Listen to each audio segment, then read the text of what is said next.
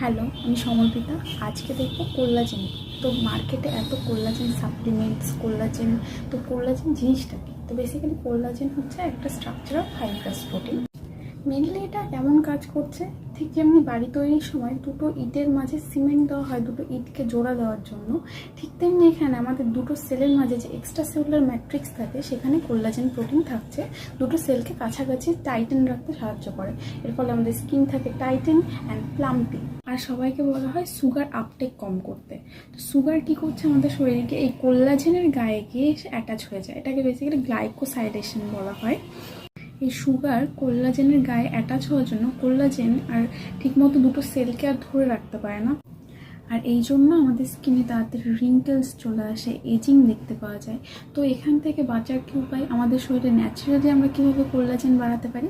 এর main source হচ্ছে vitamin C, যেমন আমলা, লেমন, এগুলো আমাদের শরীরে প্রচুর পরিমাণে কোল্লাজেন তৈরি করতে পারে। ব্যাস এইটুকুই, টাটা।